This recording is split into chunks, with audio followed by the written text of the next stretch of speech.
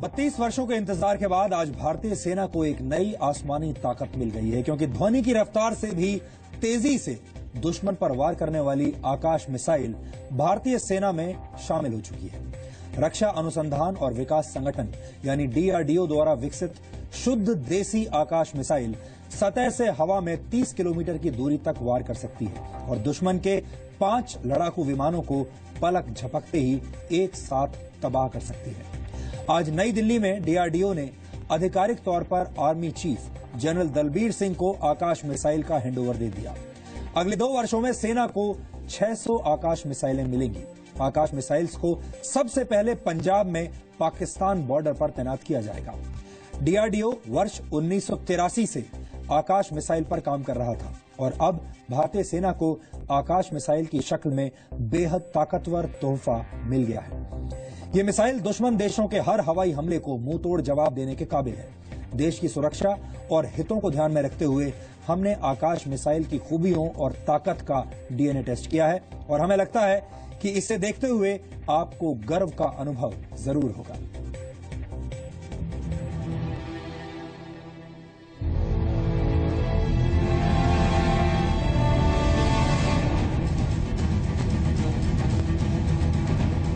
आवाज से 2.5 गुना तेज रफ्तार,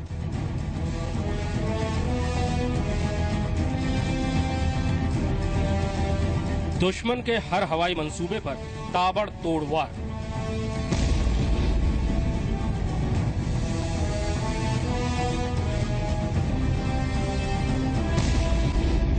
शुद्ध देसी मिसाइल आकाश।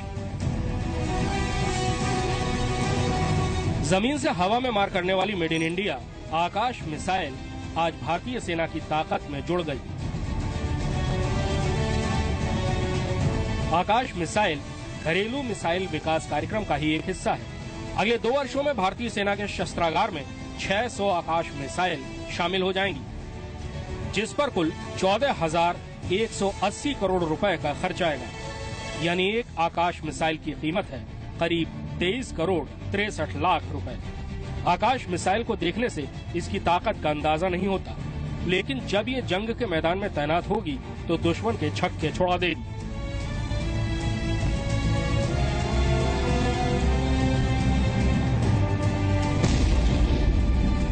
स्वदेशी आकाश मिसाइल किसी भी तरह के मौसम में हमले के लिए तैयार रहती है।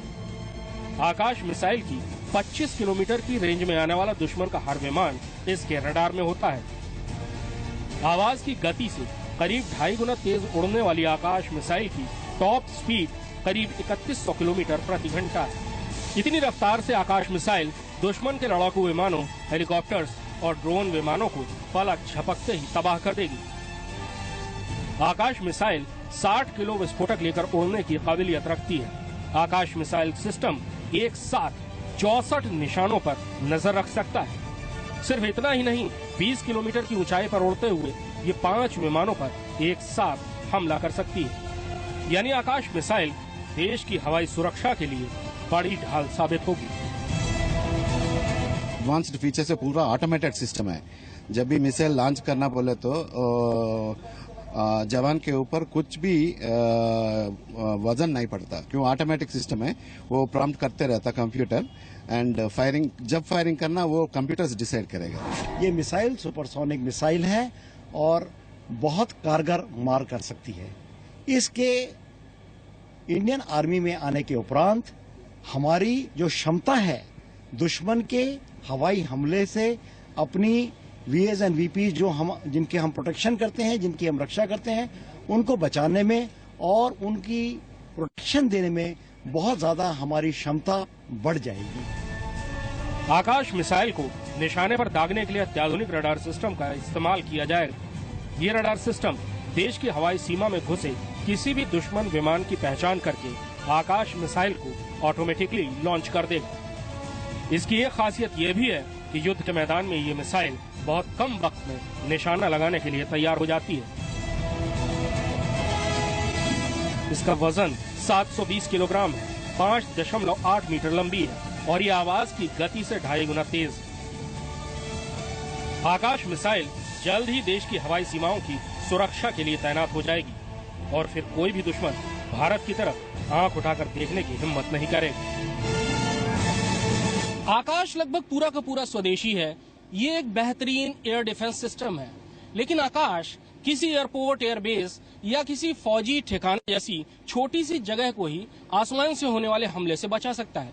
किसी बड़े शहर या बड़े इलाके को आसमान से होने वाले किसी भी हमले से बचाने के लिए बैलिस्टिक मिसाइल डिफेंस ही इकलौता रास्ता है, और इसे डेवलप करने में भारत को लगातार परेशानियां आ रही हैं। कैमरामैन दीपेंदु दे के साथ कृष्ण मोहन मिश्रा, जी मीडिया, दिल्ली। भारत की नई शक्ति के बाद अब भारत के दुश्मनों की बात करते हैं। आज संसद में भारत के मोस्ट वांटेड आतंकवादी दाऊद इब्राहिम के नाम की गूंज सुनने को मिली। केंद्रीय गृह राज्य मंत्री हरि भाई चौधरी ने संसद को बताया कि भारत सरकार को दाऊद इब्राहिम के ठिकानों से जुड़ी कोई जानकारी नहीं है, यानी भारत सरकार को नहीं पता कि दाऊद इब्राहिम इस वक्त कहां है। संसद में केंद्रीय गृह राज्य मंत्री हरि भाई चौधरी ने दाऊद इब्राहिम के ठिकानों के संबंध में पूछे गए सवाल का जवाब देते हुए कहा कि दाऊद इब्राहिम वर्ष 1993 के मुंबई सीरियल ब्लास्ट का आरोपी है और उसके खिलाफ रेड कॉर्नर नोटिस भी जारी है। संयुक्त राष्ट्र सुरक्षा परिषद ने भी उसके खिलाफ स्पेशल नोटिस जारी किया हुआ है। दाऊद के ठिकानों के बारे में अभी तक कोई जानकारी नहीं है। उसके ठिकानों के बारे में जानकारी मिलने के बाद उसके प्रत्यार्पण की कार्रवाई शुरू की जाएगी। केंद्रीय गृह राज्य मंत्री का यह बयान दिसंबर 2014 में दिए गए गृह मंत्री राजनाथ सिंह के बयान से बिल्कुल अलग है। उस समय राजनाथ सिंह ने कहा था कि भारत ने पाकिस्तान से लगातार कहा है कि वो दाऊद इब्राहिम को सौंप दे। राजनाथ सिंह का यह बयान तब आया था जब इंटेलिजेंस ब्यूरो ने दाऊद इब्राहिम की फोन कॉल ट्रेस करने का दावा किया था, जिसमें दाऊद के कराची में मौजूद होने का पता चला था। हरि भाई चौधरी के बयान के बाद गृह मंत्रालय को अपनी इस भूल का अंदाजा हुआ और फिर शाम होते होते केंद्रीय गृह राज्य मंत्री किरण रिजिजू ने डैमेज कंट्रोल करने की कोशिश की। Consistent stand is that he is in Pakistan and government of India has been providing information to Pakistan about his whereabouts, and Pakistani agencies are not cooperating with Indian government. That is well known to everybody. Zee News को मिली जानकारी के मुताबिक भारत सरकार दाऊद के ठिकानों को लेकर संसद में दिए गए बयान को तैयार करने वाले अफसरों से जवाब मांगेगी और पता लगाएगी कि दाऊद के मुद्दे पर इतनी बड़ी चूक कैसे हो गई, इतना कंफ्यूजन कैसे फैल गया। वैसे आपको याद होगा कि हमने डीएनए में ही 10 जनवरी 2014 को पाकिस्तान में दाऊद के ठिकानों की एक्सक्लूसिव जानकारी अपने दर्शकों को दी थी। हम आपको आज उस खबर का एक छोटा सा हिस्सा दोबारा दिखाना चाहते हैं ताकि सबको पता चल जाए कि आखिर दाऊद इब्राहिम कहां छुपा हुआ है। पिछले साल दिल्ली पुलिस ने आईपीएल स्पॉट फिक्सिंग की जांच के बाद एक चार्जशीट फाइल की थी।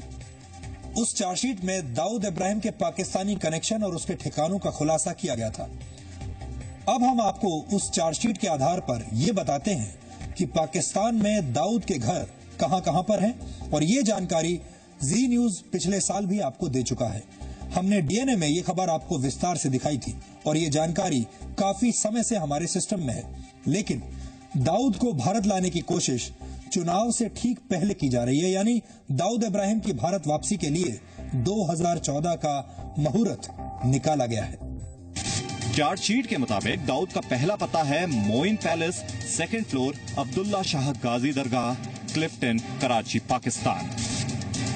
चार्जशीट में दिया गया दाऊद का दूसरा पता है 6/1 Khayaban Tanzeem, phase 5, defence housing area, Karachi, Pakistan. और दाऊद का तीसरा पता जो दिल्ली पुलिस की चार्जशीट में दर्ज है वो है Margalla road, P6/2, street number 22, house number 29, Islamabad, Pakistan. इसके अलावा पाकिस्तान के कराची शहर के क्लिफ्टन एरिया के एक मकान को लेकर भी हमेशा से ये दावा किया जाता रहा है कि ये दाऊद का घर हो सकता है। जी न्यूज दाऊद इब्राहिम के ठिकानों से जुड़ी हर खबर देश हित में दिखाता आया है और आगे भी जब कभी हमें दाऊद के ठिकानों से जुड़ी कोई भी खबर मिलेगी हम आपको जरूर बताएंगे। हमें उम्मीद है कि भारत सरकार भी दाऊद के ठिकानों का पता लगाने और दाऊद को भारत लाकर सजा दिलवाने की दिशा में गंभीर कदम उठाएगी। और अपने लापरवाह बाबुओं की खबर लेगी, क्योंकि अगर दाऊद की लोकेशन को लेकर ही भारत सरकार इतनी कंफ्यूज है तो फिर वो दाऊद को भारत कैसे लाएगी। और अब आखिर में आज के इतिहास पर नजर डालते हैं। 1905 में आज ही के दिन पहली बार किसी आपराधिक मामले में फिंगरप्रिंट एविडेंस यानी उंगलियों के निशान के जरिए अपराधी को दोषी ठहराया गया था। पहली बार इस तकनीक का इस्तेमाल हत्या के मामले में लंदन में किया गया था।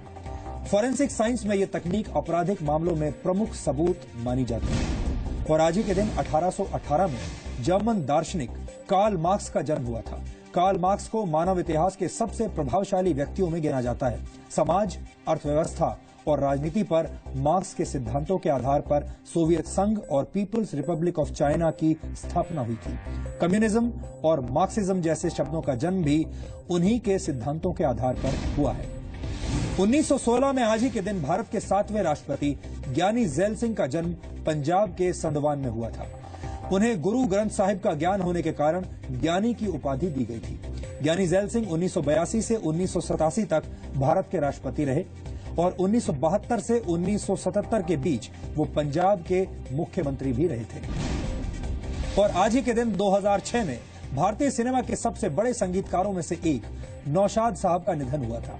नौशाद साहब लखनऊ में हारमोनियम रिपेयर किया करते थे और धीरे धीरे उनका झुकाव संगीत की तरफ बढ़ता चला गया, जिसके बाद लखनऊ में संगीत की शिक्षा से लेकर मुंबई में फिल्म इंडस्ट्री तक का सफर उन्होंने शान से तय किया।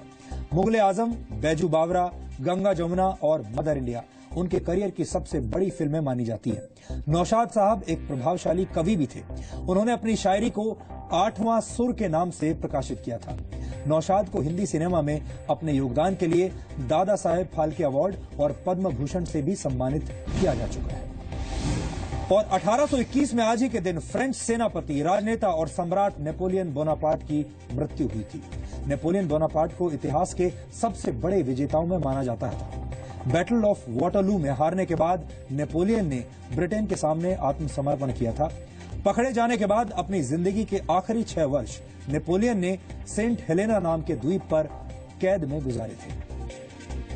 तो डीएनए में आज इतना ही। अब आपसे हमारी मुलाकात होगी डीएनए के अगले एपिसोड में, जिसमें हम कुछ और नई खबरों का डीएनए टेस्ट करेंगे। तब तक के लिए नमस्कार।